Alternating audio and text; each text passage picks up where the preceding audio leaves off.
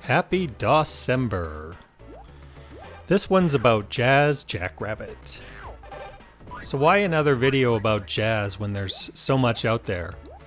Well, when I was sitting there thinking about 94 and what was the most 1994 game of 1994, it has to be Jazz Jackrabbit. Well, Doom lit the PC world on fire and gave console owners something to be envious of. Side-scrolling games were still incredibly popular in 1994, and the PC just never seemed to be overly good at it. But Jazz? Was Jazz Sonic good? I think so. And I think what made it so good was all the neat tricks that Epic and the programmers there put into making Jazz so darn cool. If you looked at the competition around that time, it just wasn't even close. Most of their contemporaries were only using 16 colors, and even when there was smooth scrolling, it just didn't have the speed of Jazz. Jazz was fast. And because Jazz just stood out so much, they decided they'd give their competition a little bit of ribbing. In earlier versions of Jazz, if you entered Apogee when the game was paused, it would enter something called Apology mode, where it would actually drop the game down to 16 colors and significantly decrease the frame rate, just to remind you how far ahead they were. This video is about the tech behind Jazz and the weirdness that was kind of involved in making Jazz do what Jazz did. A lot of interesting decisions in terms of graphics modes and how that looked and the like, but the fact that Jazz delivered on 486s, usually with an ISA-based VGA card, back in 94, that was the real magic. So let's start with the programming language and development environment. Unlike contemporaries like Doom and even laters like Duke Nukem 3D and Tomb Raider, Jazz didn't display that DOS 4GW thing when it was firing up. And why was that? It felt like all the greatest games always said DOS 4GW right before they opened. Well, that's because the DOS 4GW was actually the embedded DOS extender that came with the Wacom C compiler, meaning those games were all written in C. But Jazz was written in Pascal. And what's interesting and very 94 about Pascal is it was respected and capable, but also at the very end of its popularity in terms of game development. Still, it was powerful. As a compiled language, it ran very fast. It came with a DOS extender that you could use, meaning that you could kick that old CPU into 32-bit mode and get flat memory. So even though so many of those cool games were built with C and compiled in Wacom and used DOS 4GW, being written in Pascal didn't affect Jazz's ability to perform at the same level. What did affect the game, though, was a bug in Borland's core Pascal libraries that caused Jazz to crash with a really odd and cryptic error on machines apparently faster than 200 megahertz. Now, if you go back to 94 and you kind of think, okay, what was running at the time, we're talking about 486s. Now, looking at sort of the CPU release schedule for Intel, really we're not talking about seeing any 200 megahertz processors really until 96 and more than 200 megahertz, say 233 till 97. So it doesn't look like Jazz was ever patched for running on a CPU faster than 200 megahertz. But it's really easy to patch because it was part of Borland's core libraries. People discovered that this issue affected a bunch of programs written in Pascal, and so they could actually make generic patches that looked for the bug code and replaced it. When I ran my patch on Jazz and then did a binary diff against the original, there's only 5 bytes that actually had to be changed in order to make it work. But this is just another one of those intricacies that makes Jazz oh so 1994. It was so 94, it kind of didn't even care about the later 90s. As long as it ran now, it was good, and I guess because Jazz 2 came out for Windows later, they just sort of went, meh, I guess it's a product of its time. But if you were trying to play that game back in 98 with your brand new Pentium 2 233, haha, no such luck. When we look at contemporaries like Doom or even laters like Duke Nukem, They used a format of digital audio whereby they just stored the notes that they wanted to be played, and then they sent those notes out to external synthesizers to actually turn them into music. And what this meant is, depending on the synthesizer you owned, the game could sound a lot different. If you just had a regular old Sound Blaster, Doom would sound like this.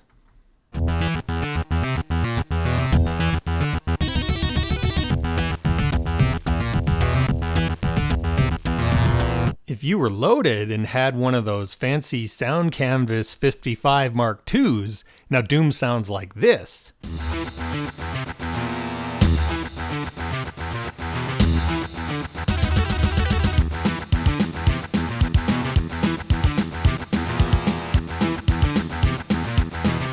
And in the future, when things like the Sound Blaster Live came out with sound fonts, or even future when just about anything could play sound fonts, Doom could now sound like this.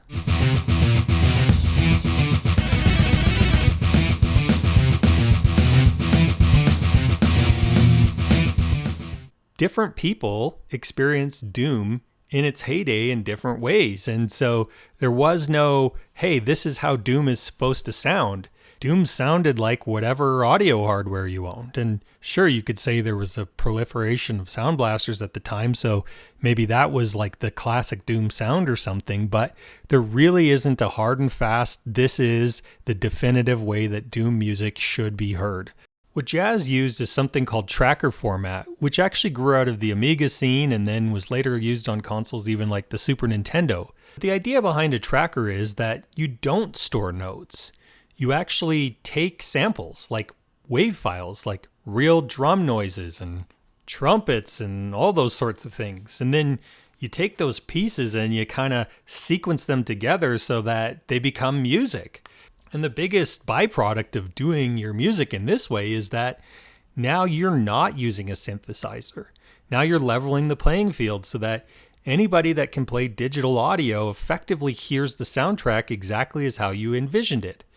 The only setting that you could toggle was your CPU speed, which was, I guess, the bottleneck in terms of arranging all those sounds together. So if I set a really slow CPU, it seems like it just turns the sample rate of the audio down, as so.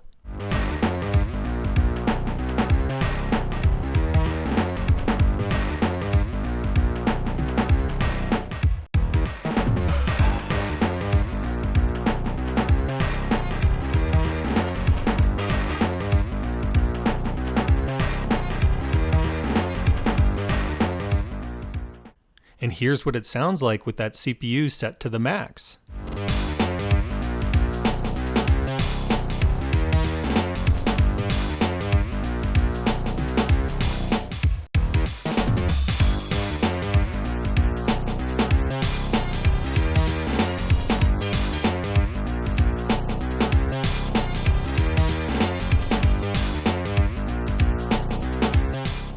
So it's still the same audio, just at a slightly better sample rate. So the contrast in Jazz's music is nothing like Doom, where if you had a Sound Blaster, it sounded one way, and if you had a Sound Canvas, it sounded another.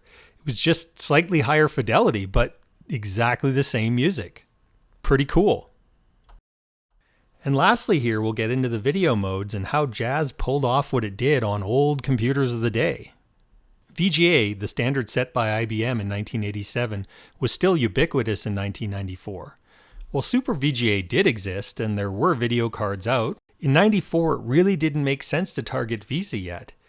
Just a year or so later, it started to become significantly more common. But in 94, there was just a ton of 486s that were running ISA VGA cards. Sure, Visa Local Bus was out, but that was fancy and expensive, and PCI-based motherboards really just weren't there yet either at the time of Jazz's release, so the only option was to target the lowest common denominator, and that was just good old 256 color 320 by 200 VGA running on an ISA bus. Now, one of the things you notice when you fire Jazz up and then start gameplay is that it immediately goes into a letterbox mode. Now, this was a weird thing for VGA because VGA, regardless of the mode, was always 4x3.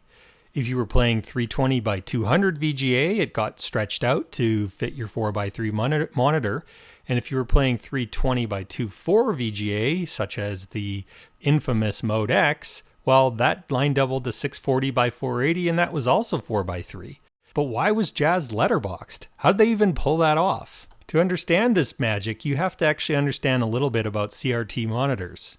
In this example here, it shows you CRT is much like a typewriter or an old printer where it starts on the left and starts drawing everything. When it hits the right, it turns off, goes back to the left and starts drawing again.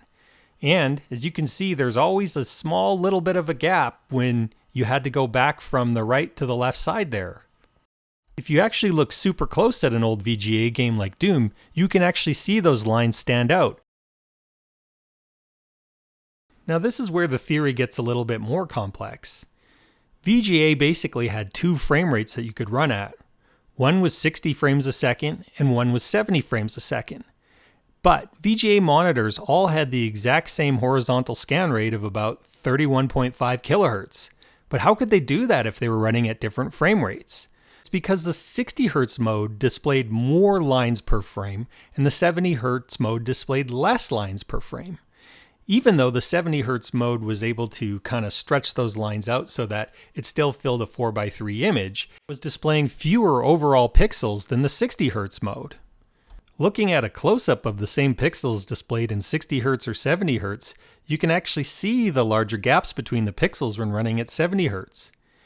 As you can see at 70 Hz, the rectangle's not chopping off any pixels at all, whereas at 60 Hz, it's actually starting to cut off both of those pixels, meaning that the width between the lines in the two modes is different. My fancy Dell Multiscan monitor is able to tell me the video modes that it's receiving, so when I first fire Jazz up and see the intro and the main menus and all that, it's running in standard 70 Hz mode and it's a 4x3 image as expected. But then when the gameplay starts and it goes letterboxed, I can see it actually kicks into 60 Hz mode. Well, this is kind of odd though, because 60 Hz mode is also supposed to be 4x3. Taking a screenshot in DOSBox resulted in an image of 320 by 199. Now DOSBox is capturing the exact VGA buffer that's created, so that's the mode that Jazz has been kicked into, 320 by 199. But we know that at 60 Hz it's supposed to be 320 by 240. So that means it's in a video mode that's expecting 41 more pixels than it's got. My best guess is that the VGA card is just adding black for the pixels that it didn't get, which means that we naturally get this letterboxing on the top and bottom. But if we zoom in and start to do an analysis on the letterboxed image, it doesn't look like it's actually skewed. And this brings up that other intricacy of VGA 320 by 200 mode. 320 by 200 is not a 4x3 resolution, but it's displayed as 4x3 on your monitor. And that means that the original authors would have had to create an image that was slightly skewed, knowing it was going to be expanded to 4x3 when it got displayed. If you compare this back to our friend Doom, you can see that at 320 by 200, Doom looks squished if it's not corrected to 4x3. And that means again that the Doom authors would have created those 320 by 200 aspect ratio images with the intention that they would have looked correct when they were skewed out to 4x3. But with Jazz, if we grabbed one of those diamonds and we kind of twisted it sideways to be a square, we can see that at its native aspect ratio of 320 by 199 with no skewing, it looks like a perfect square. But if we skew it to 4x3, all of a sudden it becomes a rectangle. You can also see similar things with the sun, where if we were to stretch it out, it kind of becomes oval instead of round. So Jazz was designed to be 320 by 199 exactly, and as a byproduct, was designed to run letterboxed. So now we need to get into the nitty-gritty of why the heck they would have done it this way. And if you read some of the stuff from John Carmack, there were similar techniques employed for Jazz Jackrabbit. Doom opted to use Mode Y instead of the standard VGA Mode 13H, and without getting too much into the details of the difference between a chunky video mode versus a planar video mode, this opened up a whole bunch of new things from a hardware perspective that Doom could take advantage of. The biggest being that they could take advantage of all of VGA's 256 kilobytes of video memory, instead of having to use only 64 like in standard Mode 13H. But Carmack noted that Doom ran in Mode Y instead of Mode X because he only wanted to use 320 by 200. He wanted less pixels to push, and Mode X was 320 by 240, so saving having to write 40 pixels a frame was actually a good thing. What wasn't so great though is that the video card was still in 70 Hz mode, meaning that it was outputting 70 frames per second. There was no way back in late 93 that Doom was ever going to reach 70 frames a second, so they decided to compromise to actually go for 35, half of 70. So that's it. That's where Doom maxes out, is at 35 frames a second, regardless of how fast your CPU or video card is. But Jazz wanted more. But 70 frames a second? That was a tall order in 94, and I think they knew it. And so, by going into a 60 Hz mode instead of a 70 Hz mode, they saved themselves having to write those 10 extra frames a second. So the odd video mode at the end of the day made a lot of sense. A resolution of 320 by 199 meant that you were writing less pixels than if you had to run at 320 by 240, and a refresh rate of 60 Hz meant that there was 10 less frames a second you had to draw than running at 70 Hz. When you put those two together, which was uncommon in a VGA world, since you ended up with a letterboxing effect. But the bonus of that effect meant that you could actually draw your pixels without having to think about them getting skewed later. Why 320 by 199 instead of 320 by 200? I couldn't find the exact reason, but the folklore out there suggests that by going to 320 by 199, there was no chance that the VGA adapter was going to get confused and kick into 70 Hz 320 by 200. So maybe this odd resolution actually increased the likelihood that the video mode was going to run the way they intended. I was also looking at the various command line switches that could be employed when launching Jazz, and I noted a /VGA one, which actually indicated that you could get Jazz to run in an alternate VGA mode.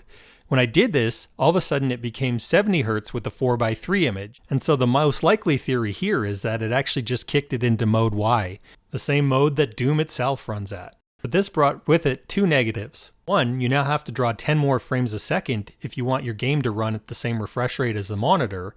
And two, it got stretched out to 4:3, meaning everything is vertically skewed and looks a little bit weird now. So now the last question is, can Jazz actually deliver? Can Jazz actually pump out 60 unique frames during gameplay? Well, on a Celeron 333 with a PCI VGA card, no problem. I've captured this video using a 60 frames a second camera so that I know that the frame rate of the camera and the frame rate of the monitor are perfectly synced.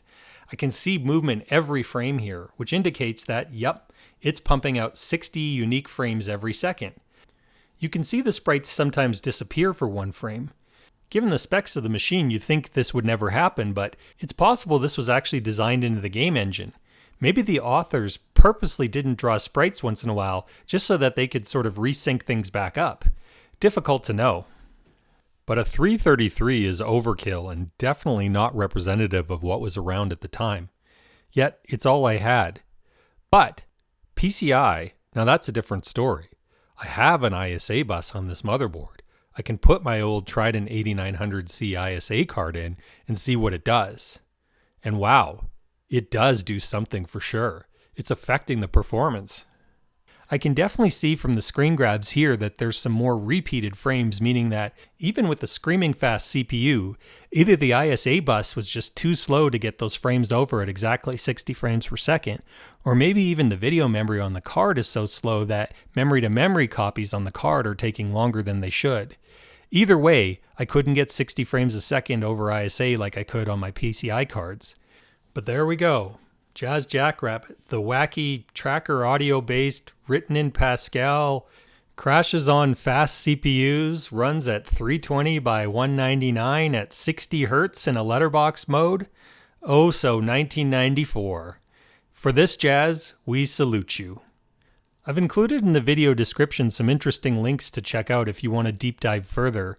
There's some forums where Jazz's weird video modes and the like are discussed, and there's an interview with John Carmack about planar video and the sorts of things that brought to the table that regular VGA mode 13H didn't, and I think that's mostly relevant to understanding the underpinnings of how Jazz worked as well. Anyways, thank you for watching and have a great DOS-sember.